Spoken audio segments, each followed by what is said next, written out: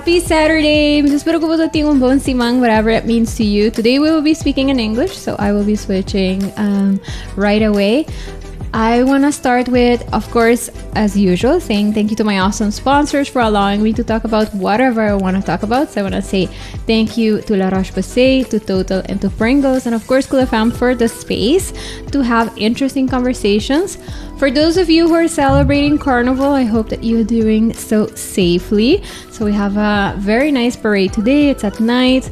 We had a very interesting episode last week about keeping children and the youth safe during Carnival. So if you didn't listen to this episode, maybe check it out. I think we had some really interesting conversations about the softer skills and how to nourish them as like parents and caregivers in order to have a like trusting relationship with, especially with, you know, teenagers during these times where you want them to trust you, but also to be, you know, sure about themselves and be able to say no. So I think it's a very interesting conversation. If you haven't listened to it, you can always check them out on YouTube and on Spotify or Apple Podcasts, whichever one you use.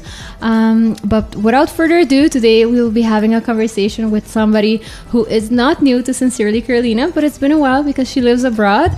So it's always nice when she gets to visit for us to have a conversation. We'll be talking to Bibi-Jane, and today's conversation is going to be about the idea that we have to be achieving milestones in life, especially attached to age and whatever those things are supposed to be or what life is supposed to look like, the pressures that kind of come with it, and I think the non-pressures that come when we let them go as well.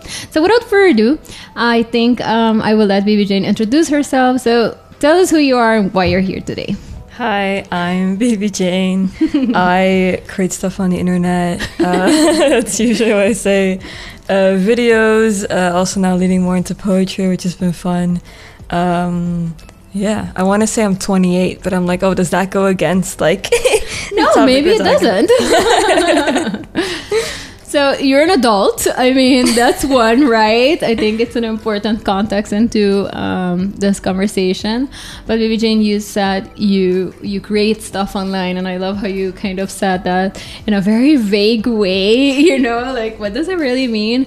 But I think that very interestingly, we're in an era where a lot of people create a lot of things, and more people are going into, you know, the creative world as a career choice. Like, you know, we have many more options in regards to studies, etc. But in your case, it wasn't like, you know, you were a teenager and you were like, oh, I want to do something creative and therefore study, you know, I don't know, graphic design or I don't know. I didn't do a very creative study either, guys. So I'm having a hard time thinking about them.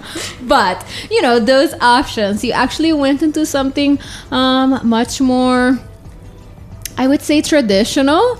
So tell us a little bit about your discovery into, you know, who you actually are today and how you sort of transitioned from a more traditional maybe idea of a worthy career into, you know, thoughts that maybe were passed down from the previous generation as to what you're doing now.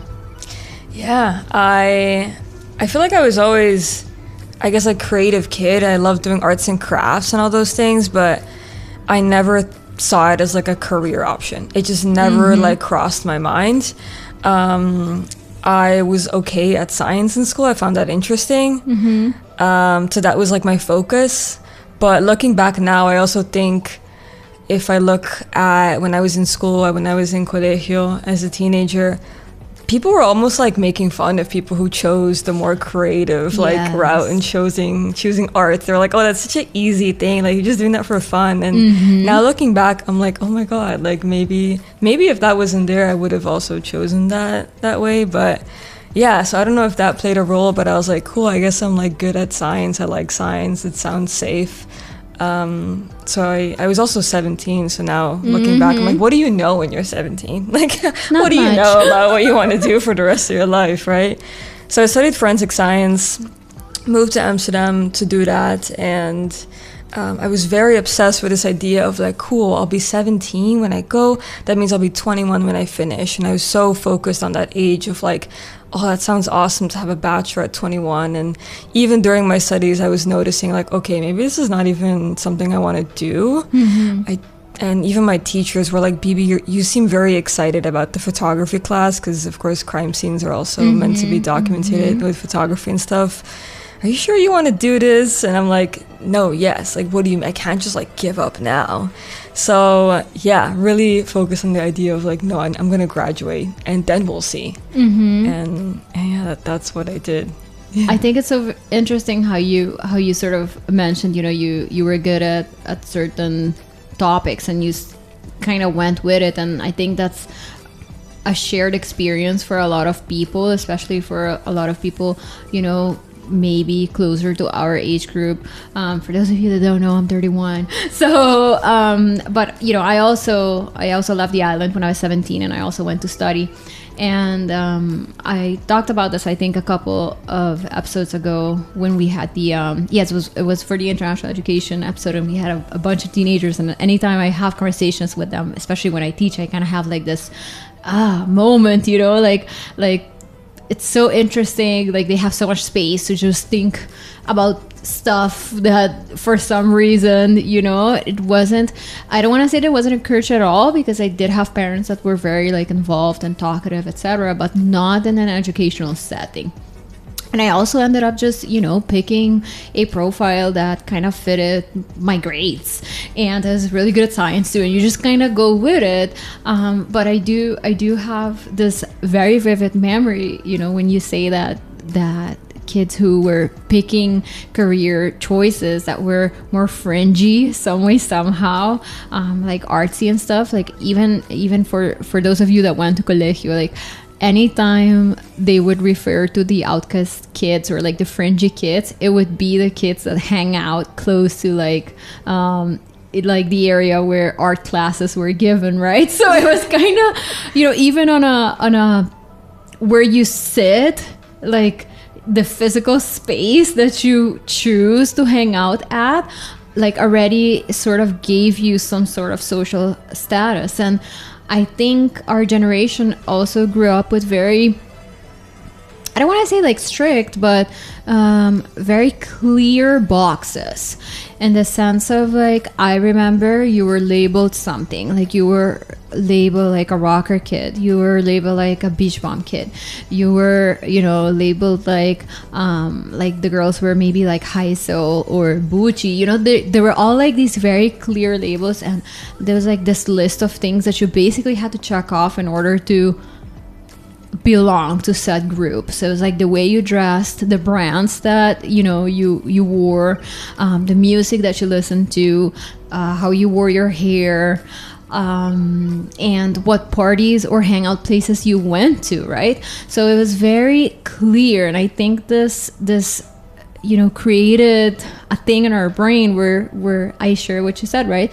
You have this thing, you have to do it, you have to sort of belong to a cohort, like a group of people, and keep checking off like these, you know, check boxes of what you're supposed to be doing, how you're supposed to be looking and dressing and behaving for you to belong to said thing.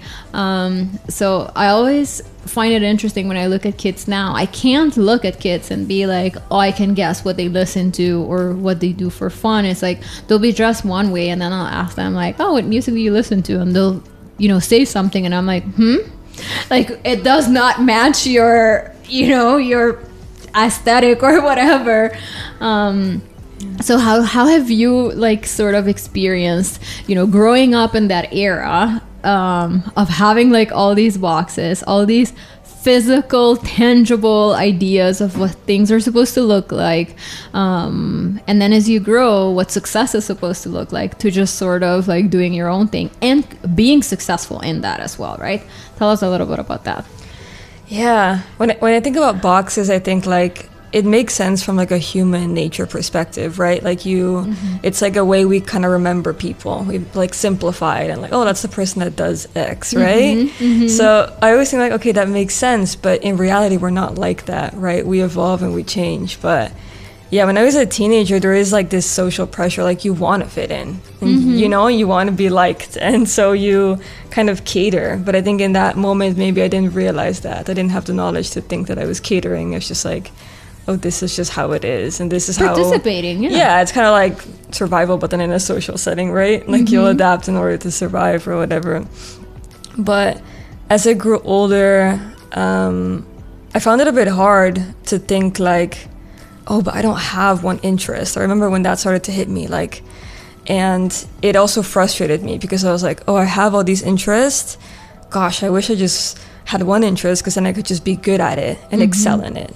And yeah, I guess that's what is like our society also like applauds that, right? Choose one career, be good at it, and you will succeed, right? But yeah, even in my career as like a content creator, like I've always, like, things have changed so much, and what I used to make like changes, and on one hand I hate it, you know, because even on social media people create boxes, like the algorithm likes you to fit in a certain niche and excel in that. But yeah, I think it wouldn't be sustainable for me, I think, as a human, but also as a creator, to like stick to one thing.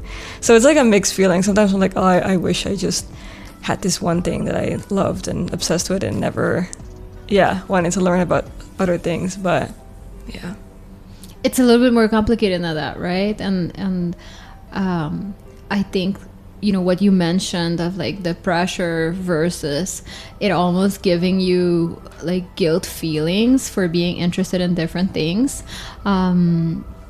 You know, it's the little things. I got a reminder from a friend I went to school with a couple of days ago. I think it was Monday, and I have tennis on Mondays. And for those of you that follow me, like, you've probably been seeing me share a little bit more of that.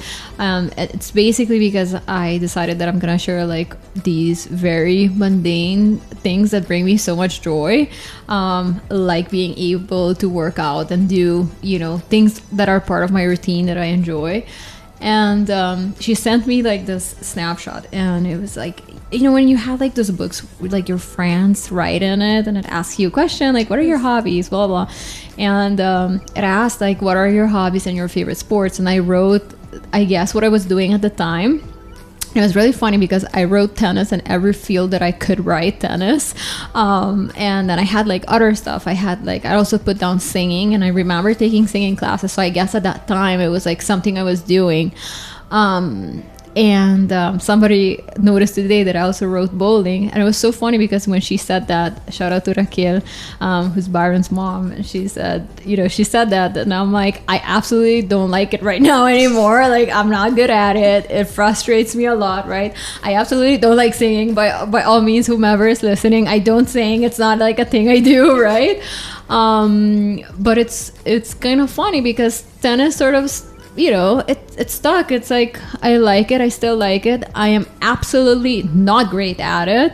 So it's kind of funny because I look back and I'm like, oh my god, I've liked it so much for so long. My mom recently started playing back, and we were like, you know, reminiscing, and it's like, oh, I've been doing this for like over 25 years, and then I was like, and I'm still like bad at it, or like not great, you know. And then you feel bad because here's one thing that I've liked for so long, but I don't necessarily have talent for it, but I do enjoy it. And then it's like this idea that you kind of get the pressure, like, do I want to share this snap of like who I was as a 9-year-old, or would it be embarrassing? Because if people see it and they're like, and how are you still not great at it, right? If you've been doing it for so long.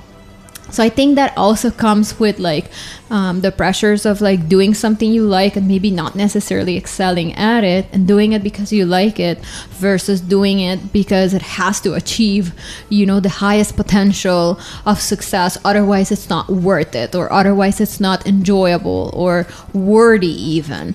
And I think that, you know, I do think some generations have a lot more troubles with it. I think generations older than us, like our parents, had a lot of pressure of like surviving and doing things not because they're fun, but because out of duty, and, you know, having to do things to survive and to make a living, and being practical.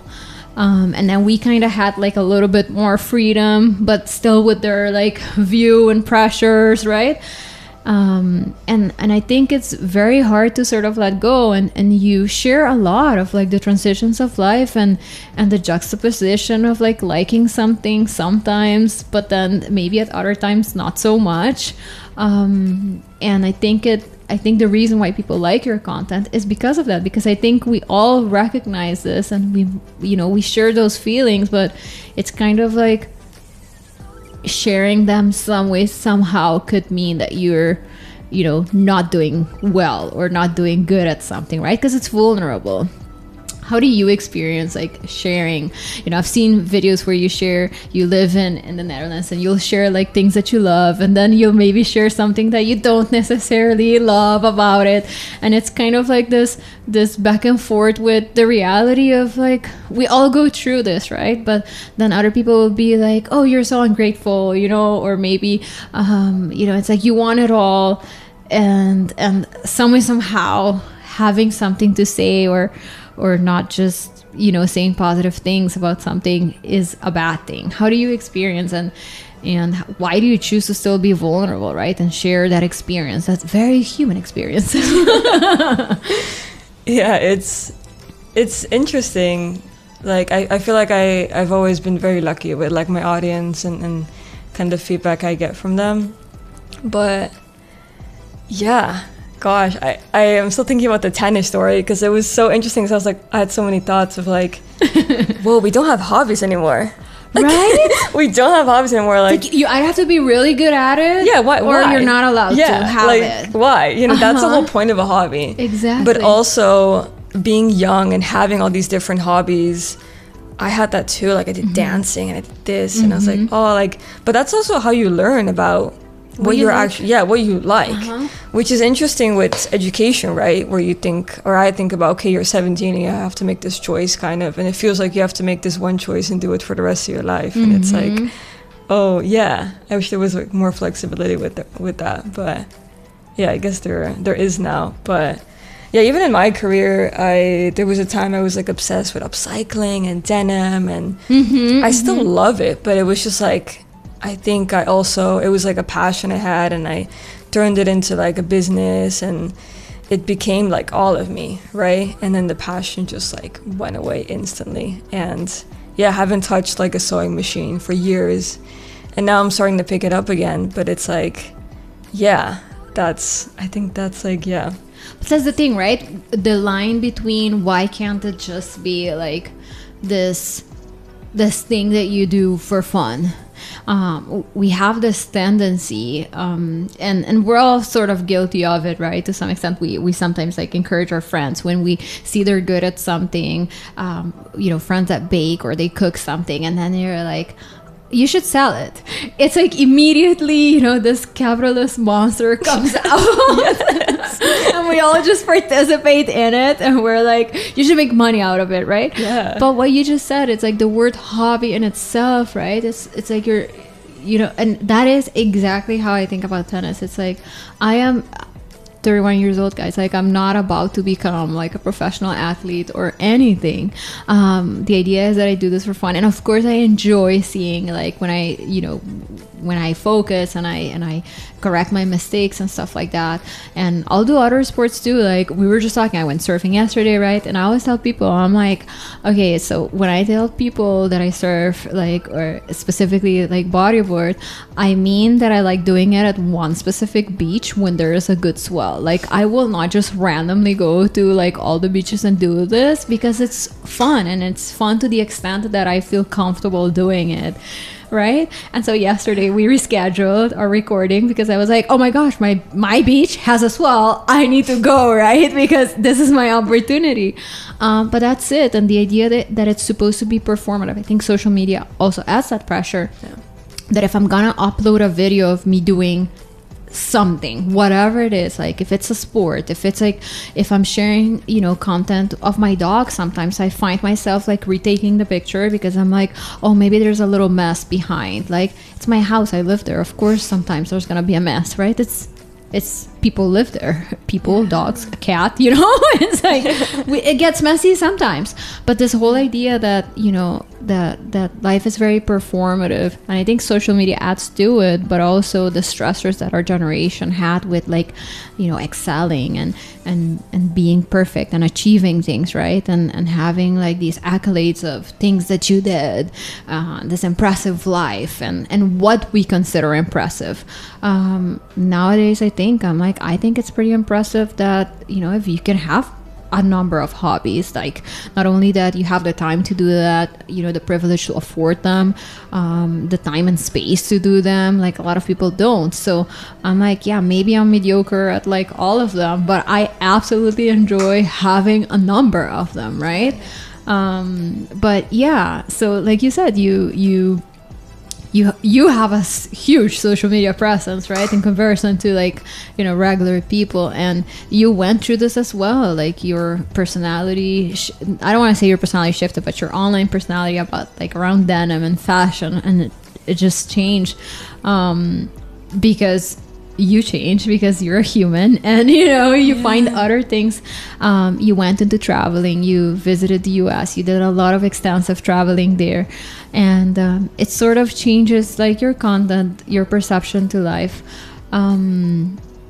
and I don't think it takes away from, you know, who you are. It's like, I personally, you know, been following you for a while. I don't feel like you have to be the jeans girl or something. But some way, somehow, there's like this, like, I attach you to that. And then there's like an expectation, or like, oh, she hasn't done anything about that, right? So still, not begrudgingly or anything, but almost like it's an expectation. So how do you continue to deal with that? Like, you know, as you continue to age and you continue to redefine yourself and find your own path further and further away from maybe the traditional idea that you thought you were gonna be, you know, when you were 17, how do you continue to just grow and be okay with that without having this, like, you know, obsessive checklist of completing something? Yeah. Oh, it's a tough question. It is. And it's okay if the answer to it is maybe like another question, right? Like, it's fine. It's a conversation. So no, it's interesting. I feel like I've been talking to my friends a lot about this, because I think the older I get, the more almost like the pressure is almost a bit less, but also at the same time it becomes more. Mm-hmm. Like, I'm almost gonna turn 30, so I have this thing of like, I guess something needs to happen before 30 or something, but yeah, also I guess it doesn't. So it's like a weird thing. On one hand, I think I feel very supported in the circle I have. Mm-hmm. I don't feel like I have like people around me that are expecting me to do certain things at certain ages. I think that definitely helps. Mm-hmm. And I'm grateful for that. But I think what also helps is like checking in with myself and being like, okay, cool. All right, I guess I thought I would have like own a house by now, maybe be married, maybe have kids by now, you know, younger me would have thought that. But then I think, oh, but would I be happy with that right now? Is that something I actually want right now? Oh, actually owning a house in one place actually scares me because I don't really know where I want to live. Mm-hmm. You know, so it's like, I think you know yourself better now. And I think calming myself down in that sense of like, okay, I guess a lot of people around me might be doing this, but doesn't mean I have to do it just because other people are doing it. Mm-hmm. Yeah. I like how you said that you check in with yourself, right? Because I also think we live very fast-paced lives sometimes, and it's like, you know, from one task to the other, or one appointment to the other, and then maybe there's like very little time for us to check in. And like you said, it's not just checking in like, okay, what am I doing right now? What was I supposed to be doing right now? But if it's making you uncomfortable, why, you know? Or I was like, and then you work through it, right? You think about it and you sort of figure that out for yourself. And I think that a lot of people, maybe, I don't want to say that they're not in supportive circles, because I think that we often as people tend to underestimate how supportive our circles actually are, but it's just because we're not having enough conversations, right? Sometimes we'll ask somebody like, oh, how are you doing? They'll say good, and that's sort of it, right? And if they tell you something, then you kind of get into it, but we don't have like the tendency to, especially in, I want to say in our culture because maybe it differs, but to ask people like, maybe you became a new mom and you ask somebody like, how's it going? Like, has it been good? Like, have you been sleeping all right? Like more specific questions that might help somebody, get into a thought process. Or, something like if a close friend buys a house and you have a conversation about like house ownership, right? It's just like, oh my gosh, congratulations. And we kind of just don't touch it again, right? But we don't talk about like, what does that mean, right? And what does it mean? What are the implications? Do we ask somebody else like, was that hard? Was it tough? Like, what would you do differently? What can I learn from it? Because we sort of just feel like it's none of your business type of thing, and we kind of like detach from that. And I think that we are missing out on that sort of like community that can help you like be like, oh, it's not that bad after all, right? It's okay, or it's okay to feel this way or not to want that, and vice versa too. Sometimes we'll see very young people maybe get married, and then people are like, oh my gosh, you're ruining your life, why are you getting married so young? Like, we'll say these things, and it's like we have absolutely no idea what's going on in their head, right? What their wishes and desires are, and if that makes them happy. And but again, because we're attaching things to these boxes and these ideas of like, of what is supposed to happen, when and how. So yeah, I think that you do the checking in, and in your case, you share a lot of that checking in with us too. And I say share with us because you share it on your social media, but it kind of feels, like you're sharing it with us. And I do enjoy kind of going through people's thought process like that, because it's like, oh, nice, interesting. Like, this is something that somebody's going through or somebody is thinking, and this is how they sort of thought about it, and sometimes it's like you can relate, and sometimes like, oh my gosh, I absolutely did not think about it that way. But you choose to do that, right? You choose to sort of take us on your journey of like wonder and of figuring it out, and of I don't want to say like creating a standpoint, because sometimes you just kind of stay in the middle, and that's fine too. Tell us a little bit about like how you decided to share in that way, right? Because again, the online world is very performative, and it's very like you have to be right, and you have to be like politically correct, and you have to have a standpoint. You can't be in the middle, right? But you embraced the middle so much, in the gray area, and just being very human, basically. How is that experience for you, and how has that maybe also evolved within like the time that from the moment you decided to share a little bit more about your thought process to maybe where you're at now? Yeah, I've always I've been filming since I was like 12 or something, just random things. But I guess like as a full-time job, maybe the last 3-4 years, and yeah, things have evolved so much. But I think how I view it now is like, I feel like the internet needs humanness more than ever, with like technology and everything that's happening. But yeah, somehow it's hard to explain, because I think creating kind of became something that I do to make sense of things. I always felt like I struggled to put my feelings into words, which is funny because now it's like something I really do, but I still struggle to make those things. There's still like, I need to like sit down and think about it, and I always hope that it maybe helps someone else like make sense of a feeling that they're feeling, and I think that motivates me a lot. And I think I always sit in the gray area because I feel like I just am with life, like in general. Like I feel like I don't always know things, and I think I always feel comforted by seeing other people share things like that. But yeah, I think it like the vulnerability, people always ask me about that, and I'm like, I don't know how or why I choose to do that. It just feels like a kind of like a natural thing or something. Yeah. Do you sometimes like create things or decide maybe like, oh yeah, you want to share something, and then at the time when you're supposed to do so, like, do you ever have like this thing where you're like, yeah, I don't know if I want to put it out there, or where you decide maybe to not share? Like, do you still have that? And I say, do you still have it? Because I suppose there's like the creation of something, knowing what you're going to create and knowing what you're going to put out, and like, which is a little bit more performative.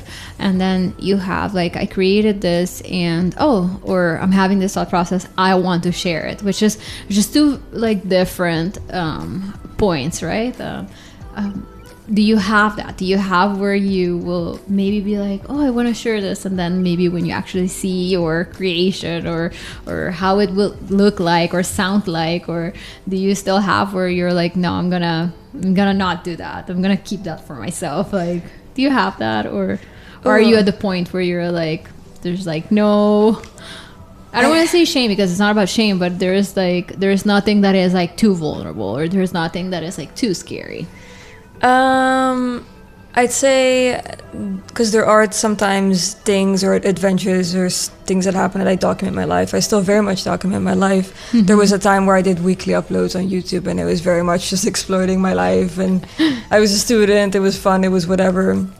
But I think now I film a lot of it and don't always share it. Sometimes like later in life, I'm like, oh, that's a cool story. Oh, I filmed that, and I'll kind of put it together. But so I think I've definitely like kind of stepped away a bit from that, and a lot of my stuff's kind of mysterious. But I think when I do share those snippets of life, especially if there's other people in it, I really think twice, and I'm really like, oh yeah, because sometimes there is things that you want to keep private, or just don't want people to have an opinion on maybe. But I think in terms of deciding if I want to post something or not, it's mostly just like, is this good enough? Like, that is mostly the thing that stops me.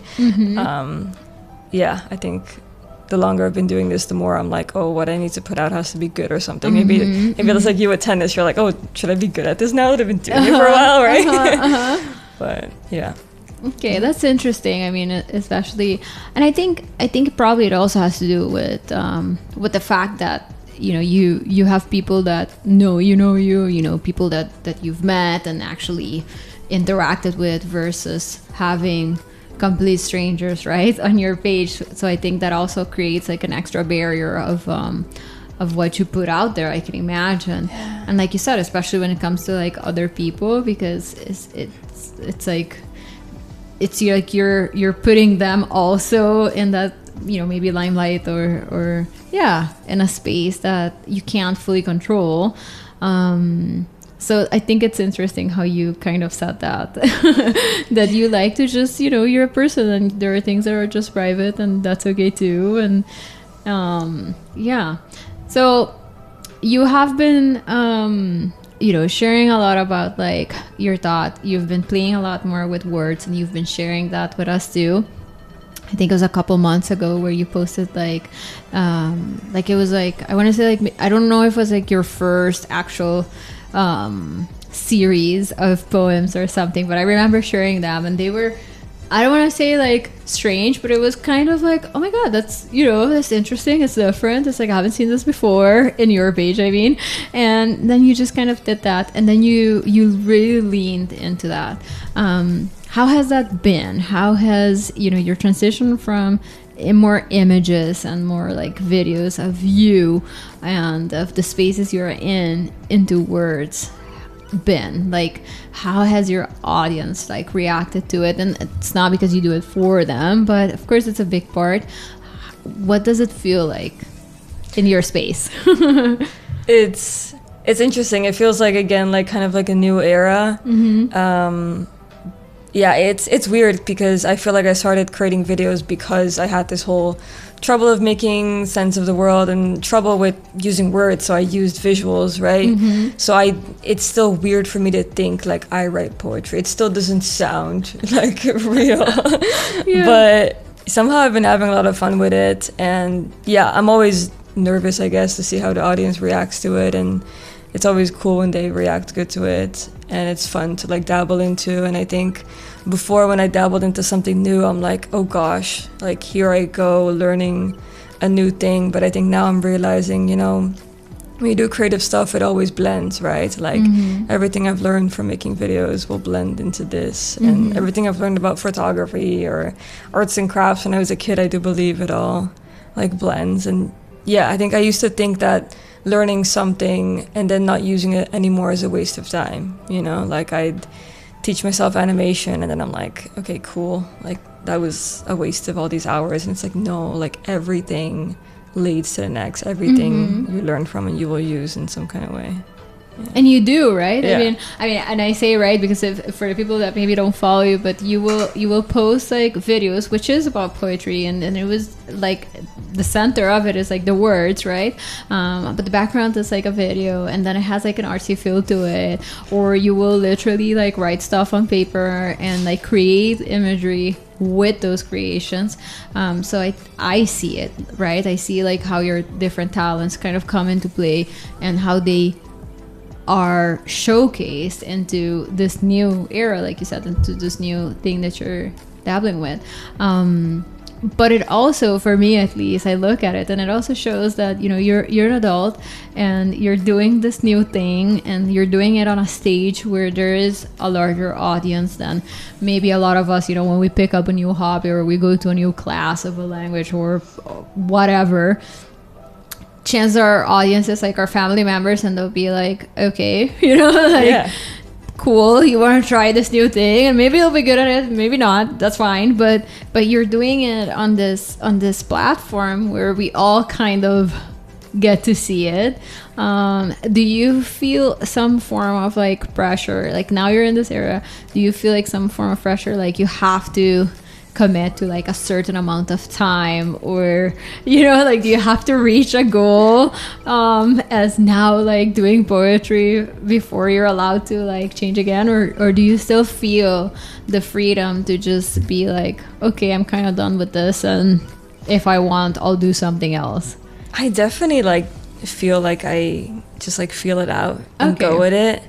Yeah, I've always been very much like a go with the feeling kind of person. Does it always work in my favor? No. Like sometimes it won't.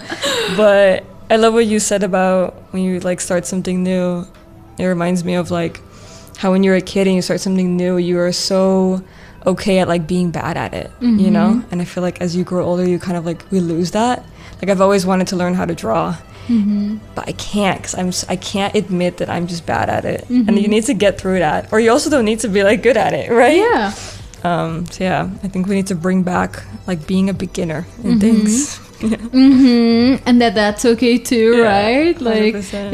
it's like it does not have to be like this all or nothing feeling. And I think that it's almost like a little bit more fun where you're an adult in the sense of like you have adult money, and if you get into like a new hobby and stuff, you can like fully go into it. I have friends too, you know, they'll pick up like a new sport or something, and I love to see it. They'll buy like everything for the sport, right, and like all the gear and all the stuff, and then they'll do it and they'll be like, oh my gosh, I'm not even good at it, like, you know, it's like, but like you said, then you kind of decide if you're okay with that or if you let it go or not. And sometimes you'll have people that will be like, oh, but you're so like, you were committed, like you just bought a bunch of stuff and you know, or why did you stop? And I'm like, you know, when we were kids, I think a lot of like the worrying part is because you did not have like this idea of like sense of time and money, and now we attach it to these things. But I think it's also what makes it fun, right? It makes it like a you thing, and chances are that, you know, because you're paying for it and you're putting in your time, you might even be a little bit more committed to it, right? So yeah, I always think that it's it's interesting how we did not have certain pressures, when we were kids, and you kind of just go with the flow. When actually at that time, I don't want to say that you didn't have a choice, but you had people making decisions over you. You had your parents, you had adults, right? And now as adults, we don't have that yet. We feel so constrained to, what we should or are supposed to be doing. So yeah, I love to see it. I love to see adults spend their adult money on silly things like that, right? And I say silly because it's like when you are not forced to, and when you can do something just because you're interested in it, and it doesn't matter if you're gonna be good at it, if you're gonna do it for years, or if it's just like the beginner's class, and then you're like, yeah, no, I don't like it. That turns out it's not fun, but that's okay too. And so I appreciate content like yours, and of course my algorithm kind of sends me like similar content for like sports sometimes and stuff, and sometimes I'll watch these videos of people that like for example, Tana's like, they'll play like super good and stuff, and I'm like, okay, that's nice. But then I absolutely love the videos where people are like, yeah, it's like, oh, this thing I do to relax, and then you're super bad at it, but then you still have fun. And I'm like, yeah, like I love how we do that more, and just embrace not being excellent or something, but just having fun with it, and just being true to yourself, I suppose, in that process. So I think that you have been doing that for a while in different ways now for us, and I absolutely love it, right? It's like you share this authenticity of just being a person, and sometimes that means that you are not gonna do denim fashion anymore, and maybe less videos, and now all of a sudden we are reading more on your page, right? But that's okay too. It's the growth of being a human. So like you said, now you're 28, and sometimes you think about like, oh my gosh, it's like I'm gonna be 30 or whatever. I do want to say to whomever's listening, like, nothing special happens. So if you're in your like late 20s and you're gonna be 30 and you think that like, I don't know, some like you get immediate wrinkles or whatever, it doesn't happen, guys. Like I promise, it's not like this magical thing. Like numbers are not gonna do that for you, or against you, whatever way you want to see it. But I do believe in like looking forward to things that you as you grow up and get to know yourself better, that you want to do more or less of. So as you look forward to, like, we're in a new year relatively. We just finished our trial month. Now we're actually in it. What do you look forward to as you continue to grow as a person? Ooh, I love that question. Yeah, it is a big question, right? Yeah. I don't know if I would be really able to answer it either, but I'm asking it anyway. What do I look forward to? What do I look forward to? Would it be funny if I say, like, leaning into hobbies? No, I think that's amazing. Because I hear you talk about tennis, I'm like, oh gosh. I'll be honest, I don't have a hobby. Mm-hmm. I'd love to have a hobby. Yeah. Yeah. And I think that's something that more people should be doing. I really decided this year that I'm gonna do things like if they fit my schedule and if it feels good. And I do have to say, I'm not a big New Year's resolution person by all means, right? I have this thing where I'm like, nothing happens. Again, magical at any age, or it's just a decision, and it can happen on a Tuesday or a Thursday at any age type of thing. But I did say that I was not gonna like force myself onto a routine that feels like it's like, the respectable routine of like you have to work out a certain amount of days a week. I'm like, I'm gonna show up to the amounts that I can show up to, and for as long as it's fun and it's not gonna add stress, because I think that as soon as something is adding stress to my life, then it's not serving its purpose of being a hobby or a wellness related activity, right? If you're giving me more, if I'm so stressed to like making it to the class, then that's a problem. And I've made peace with that, and so this whole idea of like leaning into what feels good than like a hobby, and not having like this super intense commitment to these activities, right? And to has given me, at least for a couple like last months, I'm just like, sorry, I can't do, I'm not gonna make it.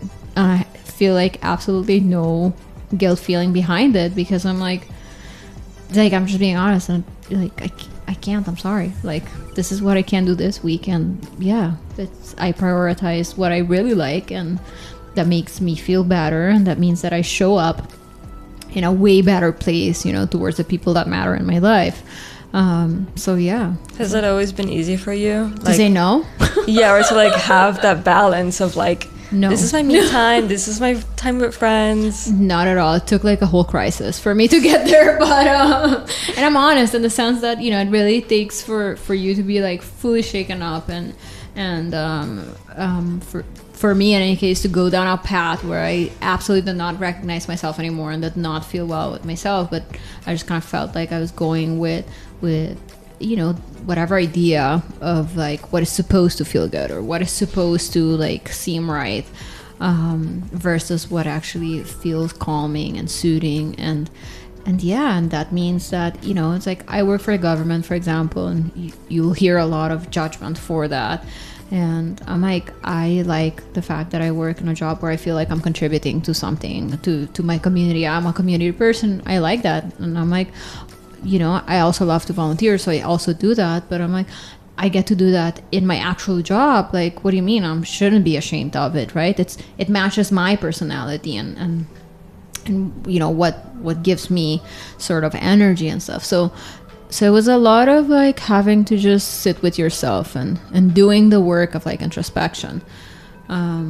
So I don't want to say that it was easy. It took me 30 plus years to get to this point, but I'm very glad though, where I wake up every morning and I'm not like, here's this list of things that I have to achieve, but it's like, you know, like I'm gonna cancel disappointment if I can. Like I'm not gonna be reckless or whatever, but it's like, you know, family first.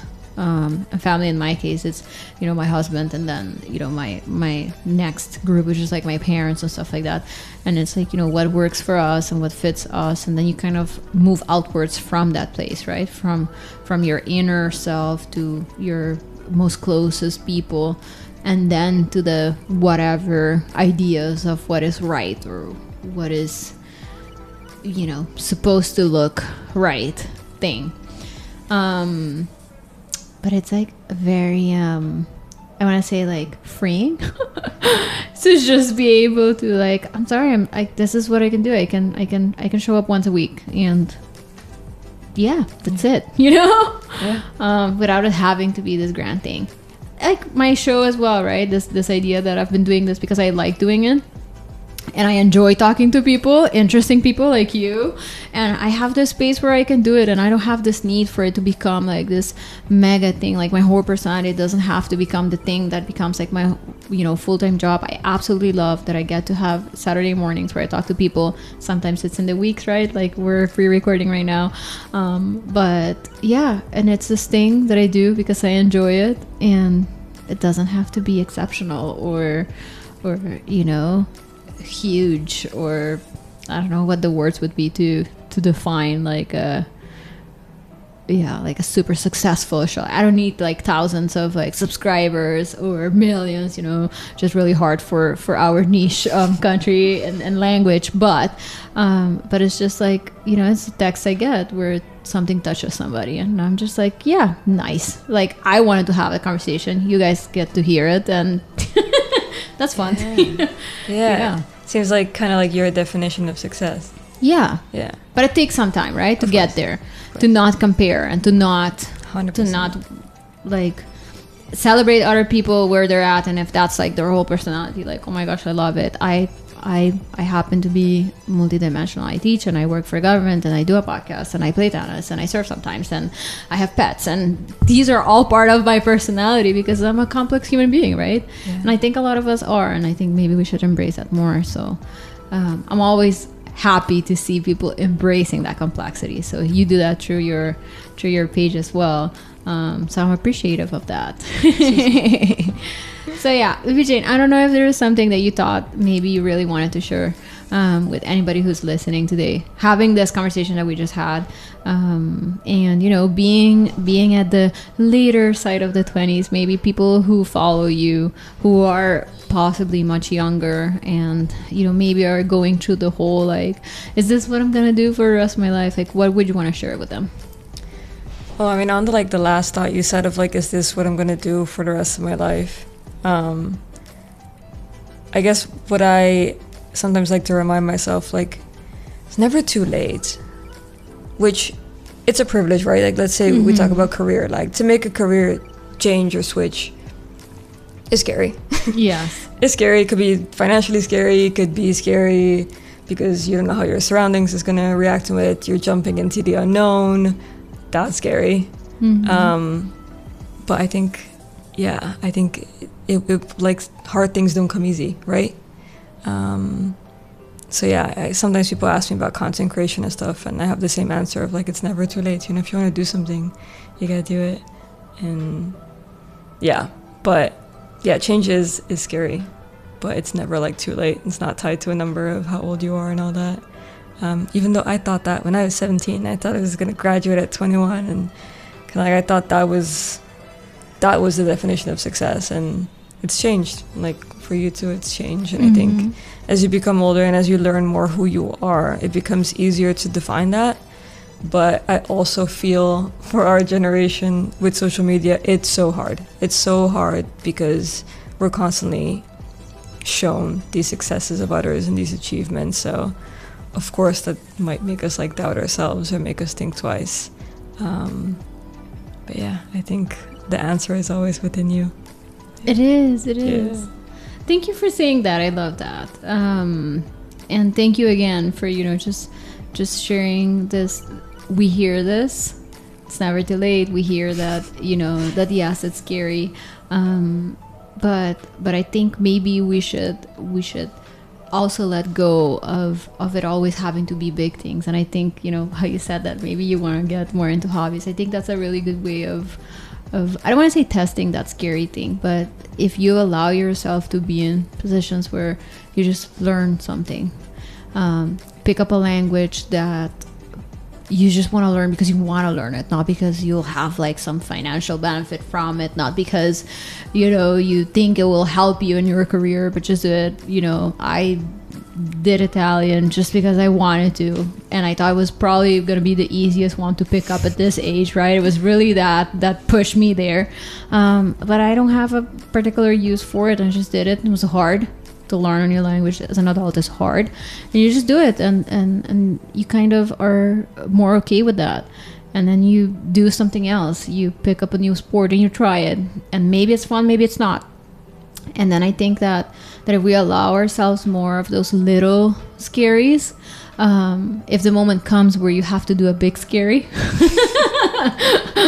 you're more okay with that too, as in you will understand what you are capable of, and sort of deal with the unknown as well. Yeah, in healthy ways, of course. I think scaring yourself even in the little ways, like I now doing it sometimes I realize like, oh, okay, cool, like it's this like very scary feeling I'll get, and everything, it feels like the world is gonna end and everything is bad and I don't know what's gonna happen, and then I've grown, I've learned from this, like, so yeah, it always feels like it's gonna crash down before it goes up sometimes, yeah, and even in little things like you said, like learning a language, you're like, oh my god, this is the hardest thing ever. Yeah, and then it's not. Yeah. And then you're on to like the next scary thing, right? Yeah. So thank you for sharing that. I really appreciated this conversation. I feel like it was a little therapeutical too, Sometimes we think about things and they kind of just stay in our head and we don't really like talk about them. So I think it's nice that we were able to have this conversation. And happy that you were able to spend some time with me before you leave. And what can we expect from you? Now I'm putting pressure on you, but what can we expect from you on your page? For those that follow you, and maybe for those that don't follow you and don't know what you're up to. What are you going to be up to? What are we looking forward to?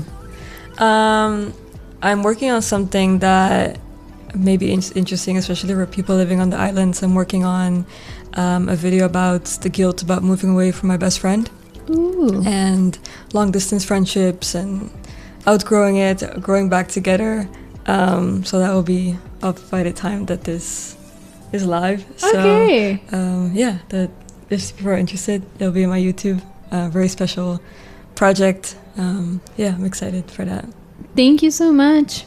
All right. So if people want to follow you and find you online and kind of, maybe they listen to this episode and they have no idea like what we were just talking about, like who you are or whatever, where can people find you? People can find me on Instagram and YouTube, Bibi-Jane Angelica. All right. Thank you so much. Thank you.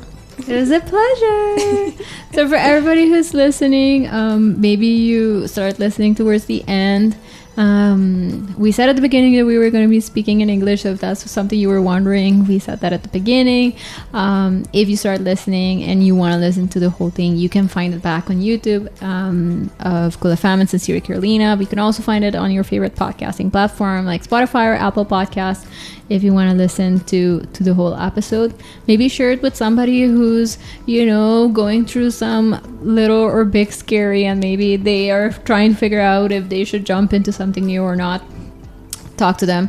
I also want to say before we end that it's okay for us to also just change our minds. I think that's a big thing. When you switch careers, when you maybe do something that you think or thought was a good idea and then turns out it's not, it's okay. And if you have to repair or do repairs in accordance to that, if you have to say sorry, if you have to fix things that maybe didn't go well during that process, that's okay too. I think a lot of us also end up in situations or stuck in situations that don't actually serve us because we think that we're not allowed to change our minds. So I just want to let you know that you can, and it's okay. You can literally do whatever you want, and as long as you're at peace with yourself, and of course you're not hurting other people. So think about that, and yes, let me know what you want to hear about next. Just next week we will be talking about, I don't know if I should tell you, but yes, I'll tell you. It's interesting. The Central Bank of Aruba did a number of reports, and so next week we'll be having a long distance guest because she no longer lives on the island, but she does want to talk about her reporting about women and their contributions into Aruba's economics. But you'll see the flyer about that, and I hope these topics interest you. So this was a suggestion by a friend who also listens, so shout out to Cindy who shared this article with me, and I just kind of reached out to the people. If you see interesting stuff out there and you want to hear more about it, just reach out. Chances are I might find it interesting too, and I want to hear about it too. So just let me know. Thank you to my awesome sponsors for allowing me to talk about whatever I want to talk about. Today we talked about life a little. So thank you to La Roche-Posay, to Total, and to Pringles. I appreciate you so much. And of course to Cool FM for the space. I will see you again next week. And again, if you are enjoying Carnival, please do so safely. Like, maybe don't drink and drive, have a friend or somebody who you can call on if something comes up, but also let's keep an eye out for each other. I think we're losing that a little bit, that sense of community where we take care of others. So if you see something that's not right, maybe speak up, help somebody out, and I think that will be very nice and helpful. All right, see you, have a nice Saturday, enjoy, and yes, I'll see you next week. Bye.